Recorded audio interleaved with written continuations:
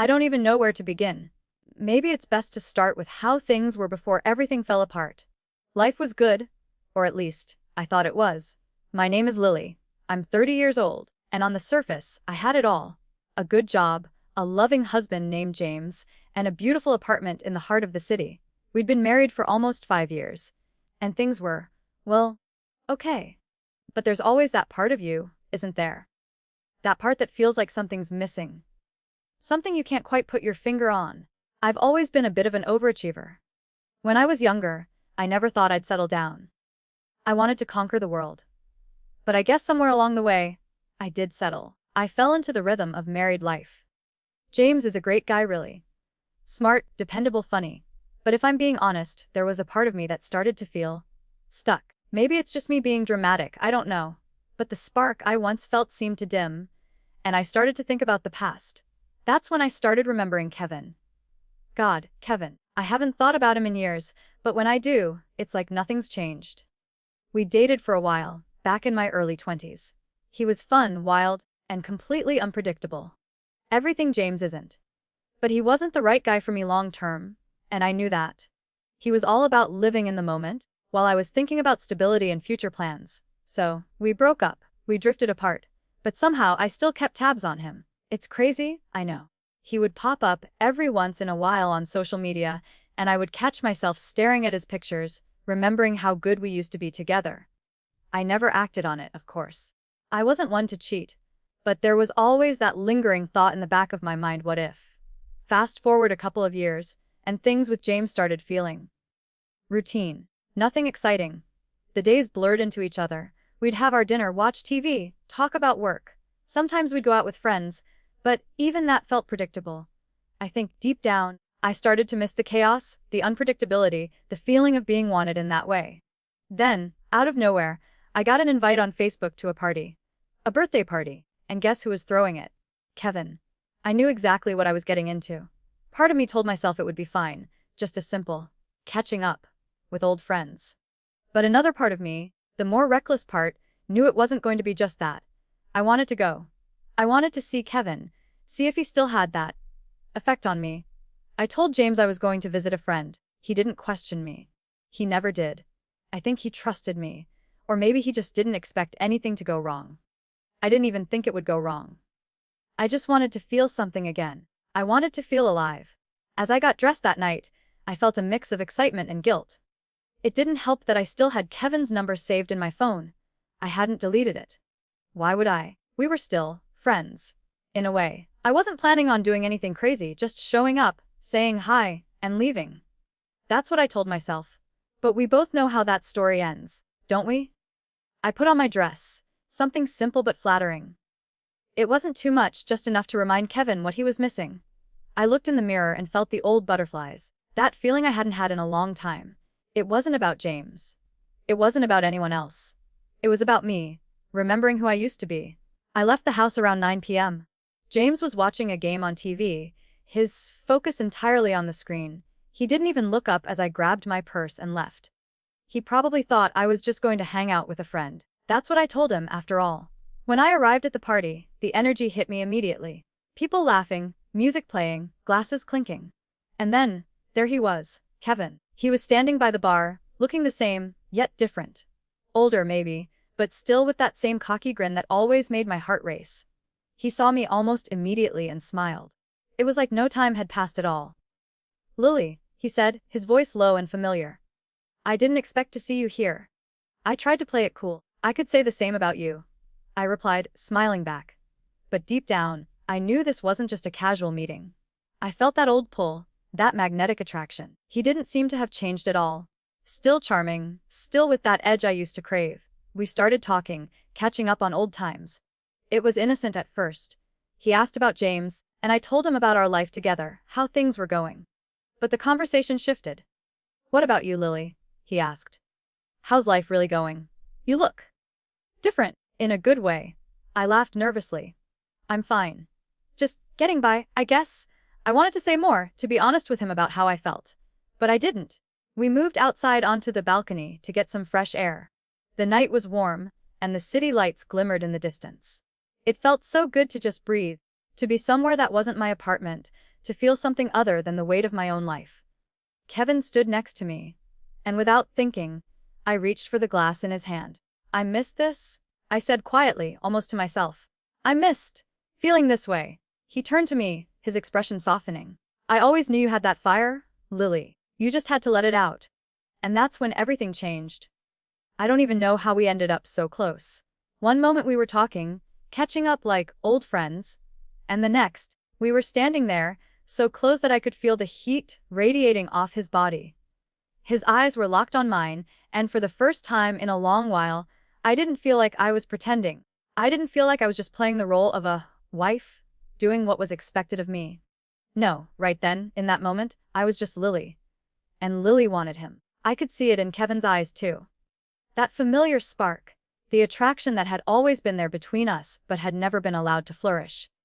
Not back then, and certainly not with me being married to James. But tonight. Tonight felt like an entirely different reality. It wasn't just the alcohol talking. It was the years of unspoken desire, of what-ifs and maybes, all coming to a head. He reached up to tuck a strand of hair behind my ear, his touch sending a shiver down my spine. "You're still the same," he murmured. "But somehow, even better, more confident, more you." I was almost dizzy from the way he looked at me, from the way he made me feel like I was the only person in the room. For a second, I forgot about everything, about James, about the life I had built. All I could think about was Kevin and the way he made me feel. "I'm not the same," I said, my voice barely above a whisper. "I've changed. I've become someone else. Someone who—" I couldn't finish that thought. But the words hung in the air, thick and heavy with what I was trying to avoid acknowledging. "You don't have to explain yourself to me, Lily," Kevin said. His voice was low, almost like he was comforting me. "You don't have to answer to anyone but yourself." And just like that, it was as if the last wall I had left up in my mind crumbled. I told myself it was just a kiss, just one moment of weakness, just one time to remind myself of who I used to be. But even as the thought crossed my mind, I knew it was already too late. I moved closer, and he leaned in, his lips finding mine with an urgency that felt both familiar and new. The kiss was slow at first, gentle almost, but the more I kissed him, the more I felt the pull. It wasn't just about physical desire. It was about something deeper. It was about the feeling of being wanted, of being seen, of being more than just someone's wife. I felt like the version of me I'd forgotten existed had come rushing back in an instant. Kevin's hand slid down my back, pulling me closer to him. I felt his body against mine, hard and familiar, like I had never left him. My hands, almost instinctively, moved to his chest, feeling the warmth of his skin through the fabric of his shirt. He kissed me deeper, his lips more insistent now, his hands exploring the contours of my body in ways that made my heart race. I knew it was wrong. I knew it didn't make sense. But at that moment, I didn't care. For once in my life, I didn't care about the consequences. We pulled away for a moment, both of us breathless. Kevin looked at me, his eyes dark with desire, but there was something else there, too, something more vulnerable. "Lily, this isn't just a kiss, is it?" he asked, his voice thick with emotion. "We both know that, right?" I didn't answer right away. The truth was I was terrified. What had I done? What was I doing? But I didn't stop. I didn't want to stop. Part of me didn't want to face the reality of my life anymore. I wanted to live in the fantasy, just for one night, just for this one stolen moment. "No." I finally whispered, my voice shaky. "It's not just a kiss." He smiled, a crooked grin that made my heart skip a beat. "Then let's not pretend. Let's just let it happen." I don't even remember who made the first move after that. All I know is that we were inside, in the dimly lit room of Kevin's apartment, and everything felt like it was moving in slow motion. His hands were on me again, this time with a sense of urgency, as though we both knew we couldn't go back. We ended up on the couch. Clothes started to fall away, piece by piece, and with each layer, I felt more exposed, more vulnerable, but also more alive than I had in years. I could feel Kevin's lips on my skin, his breath hot against my neck as he whispered my name. And for the first time in so long, I didn't feel like I was playing a role. I didn't feel like I was anyone's wife, or daughter, or employee. I was just me. And for that one moment, it was enough. There was no question of stopping. It was like the world around us didn't matter anymore. The guilt, the responsibility, the life I had built with James. It all felt so distant, like a dream I was slowly waking from. Kevin's body pressed against mine, and I couldn't deny it. I wanted this. I wanted him. As we made love, the world seemed to fade away. There was no one else in that room except for Kevin and me, lost in something we both knew we shouldn't be doing, but couldn't stop. In those moments, I wasn't Lily the wife, or Lily the career woman. I was just Lily, with Kevin, and nothing else seemed to matter. When it was over, I lay there in his arms, my body exhausted but my mind racing. I should have felt guilty. I should have been horrified by what I had just done. But all I felt was relief. A sense of freedom I hadn't known I needed. I closed my eyes, trying to calm my breath, but even then, I knew that nothing would be the same after tonight. The person I had been before was gone, and I couldn't get her back. I didn't know if I even wanted to. I don't know what I expected the morning after to feel like. Maybe I thought it would be like a one-time thing? Something that would fade away with the light of day, a fleeting moment of weakness that could be buried in the past. But that's not what happened.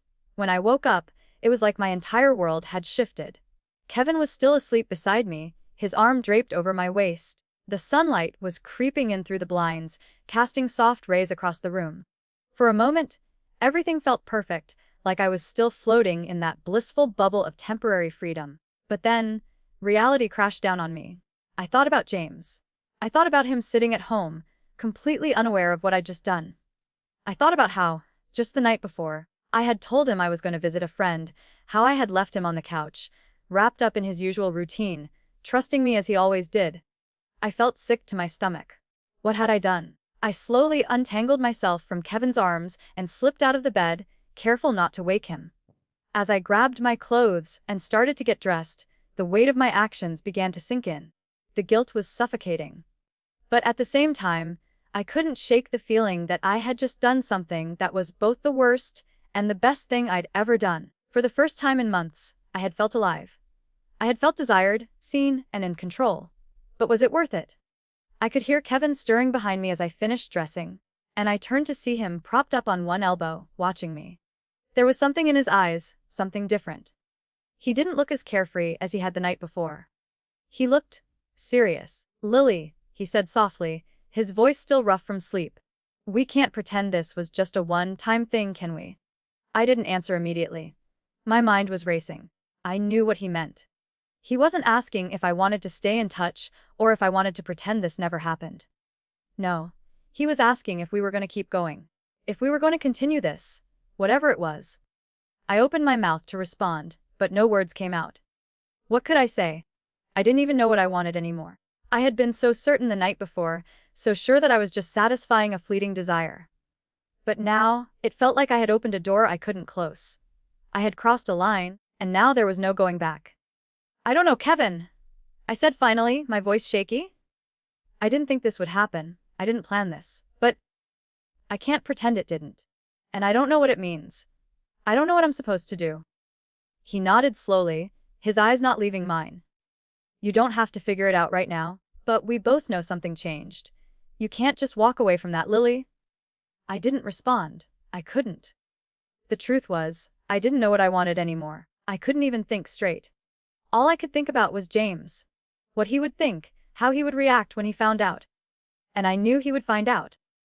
The guilt gnawed at me, but I couldn't ignore the part of me that was telling me to stay. To keep this alive, to keep the connection with Kevin.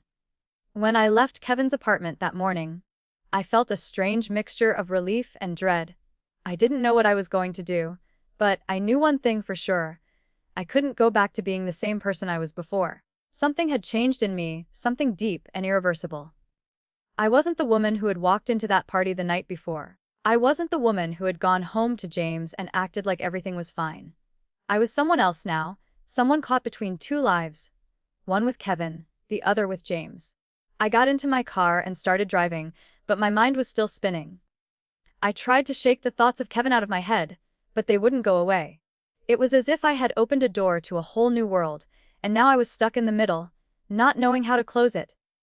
When I got home, I didn't know what to expect. Part of me hoped James wouldn't be there, that maybe he would be out running errands or doing something else. But he was. He was sitting on the couch, just like I had left him, watching the game. He didn't look up when I walked in, but I could feel his presence. I stood in the doorway for a moment, just watching him. He looked So normal, so oblivious. And for a second, I almost couldn't breathe. The guilt hit me harder than ever, and I realized I didn't even know how to face him. How could I? How could I look him in the eyes and pretend nothing had changed? Hey, I said quietly, finally breaking the silence. He looked up, smiling. Hey, how was your night? I couldn't speak at first. I just stared at him. There was no way I could tell him the truth. No way I could explain what had happened without destroying everything. But the longer I stood there, the more I realized I couldn't keep lying to him. Not forever. He deserved the truth even if it shattered him. I'm sorry, I whispered, almost under my breath. James looked confused. Sorry. For what? I didn't answer right away. I couldn't. The words were trapped in my throat, suffocating me. How could I possibly explain to him what I had done? How could I make him understand that I hadn't planned this, that it was a mistake, that it wasn't even about him? I didn't know how, so I just stayed silent. But silence was the loudest answer of all. A few minutes passed before he said something that made my heart drop. I saw it, he said quietly, his voice calm, almost too calm. I froze. Saw what? The video? He said, his gaze never leaving mine. Kevin sent it to me? I could feel my legs go weak. I had hoped I could avoid this, that I could somehow hide it, maybe make it go away. But there was no hiding anymore. James knew. And now everything was out in the open. I didn't mean for this to happen, I said, my voice trembling. James, please, let me explain. But he was already standing up, his face unreadable. I don't think there's anything left to explain. And that was when I realized that it was over. I can still hear his words, feel the weight of them pressing down on me. There's nothing left to explain. Those words, spoken so calmly, like the final sentence in a trial. I stood there, frozen, in the doorway, my heart hammering in my chest. The silence that followed felt like an eternity. I kept waiting for him to say something more, to yell or cry, or at least show some kind of emotion. But nothing came. James just looked at me, his face unreadable, his eyes cold. I wanted to break down, to beg him to understand. But I knew deep down that nothing I said would matter. I had done something unforgivable. I had crossed a line I couldn't uncross, and now there was no going back. James, I whispered, my voice barely audible. I'm so sorry. I didn't mean for this to happen. Please, just... He cut me off, holding up his hand. Don't, he said, his voice firm but devoid of any warmth. Don't apologize. You made your choice, Lily. And now, this is the consequence. I could feel my world crumbling around me, piece by piece. The life I had built, the trust we'd worked so hard to maintain, was shattered in an instant. It didn't matter how much I regretted what I'd done, how much guilt was gnawing at me now. The damage had already been done. I watched as he gathered his things in silence, moving methodically, like he was in some kind of trance. He didn't shout. He didn't throw anything. He just moved, like he was an outsider in his own life, watching the pieces fall away. James, please don't go, I pleaded, taking a step toward him. I don't know what I was thinking. I never meant for this to hurt you. You have to believe me. He didn't stop what he was doing. He kept packing his things, one shirt after another, his movements steady and calm. But when he looked at me, his eyes were distant, as though he was already gone, even before he physically left. You betrayed me, Lily, he said, his voice quiet, but filled with an ache that I could feel deep in my chest. I trusted you, and you didn't even think twice. The words hit me like a physical blow, and for a moment, I couldn't breathe. I had never seen him like this, so cold, so detached. The man I had married, the man who had once held me in his arms and told me he would always be there for me, was slipping away, and it was my fault. I had betrayed him. Not just with my body, but with my heart. I had thrown away everything we had built, everything he had trusted me with, for something so fleeting, so meaningless. James, please, I begged, my voice cracking. I was stupid. I didn't think. But I swear I didn't want this. I don't want to lose you. He stopped for a moment, his back still turned to me, as though he couldn't bring himself to face me fully. I could see his shoulders tense, his hands shaking as he zipped up his bag. The hurt in his eyes was unbearable, but the worst part was that I knew I had done this. I had caused it. I'm already gone, Lily, he said softly. I'm not sure I'll ever be able to forgive you for this. I don't think I can live with this. And I can't stay here, with you. I felt my legs give out beneath me, and I sank down onto the couch, my body trembling. I had no idea what to do, what to say. All I wanted was to undo everything. to turn back time and stop myself from making that one horrible mistake. But time doesn't work that way. The past can't be undone. James didn't say anything more. He didn't shout, didn't cause a scene. He just turned and walked out of the door, leaving me standing there, alone. The door clicked shut behind him, and I heard the sound of his footsteps fading down the hallway, and then there was silence. I sat there for what felt like hours, unable to move. My mind was spinning, replaying every moment, every choice, every lie I had told myself. How had I let this happen? How had I let a single night with Kevin destroy everything I had with James? The hours passed, but I couldn't make myself get up. I couldn't make myself do anything but sit there, lost in the aftermath of my actions. The guilt, the regret. It consumed me. And it wasn't just about losing James. It was about losing myself. I knew that nothing would ever be the same again. The life we had built, the trust we had worked so hard to establish, was gone. And it was all my fault. That evening, I couldn't stop thinking about James. About what he was doing now, where he was. He hadn't even packed up everything. He had left behind so many things. His books, his shoes, his jacket. It was like he had already checked out mentally before he even physically left. He had given up on me. I knew he was right. There was nothing left to say. I had destroyed the one thing that mattered most to me. I thought about calling him, texting him, apologizing again. But I knew it would be pointless. The silence between us now was thick, almost suffocating. He had made his choice, and, in a way, so had I. The next few days were a blur. I went through the motions. Work, empty meals, long nights of staring at the ceiling, wondering where everything went wrong. I tried to keep myself busy, to distract myself from the gnawing emptiness inside, but nothing worked. There was a part of me that still couldn't believe it. That still couldn't believe what I had done. I tried reaching out to Kevin once, just to talk, to see if he would understand. But he was distant, cold. It was like he had already moved on too. Maybe he had never really cared. Maybe it had been just as fleeting for him as it had been for me. I realized then that I had been chasing something. Something that wasn't real. I had been trying to reclaim a version of myself I had lost, but in doing so, I had lost everything else. And in the end, that was the hardest pill to swallow. I hadn't just hurt James. I had hurt myself. I had let myself become someone I didn't even recognize. I wasn't sure what the future held. I didn't know if James would ever forgive me, if we could ever rebuild what was lost. But I did know one thing. I would never forget the consequences of that one mistake. Because it wasn't just a mistake, it was a choice. And now, I had to live with it.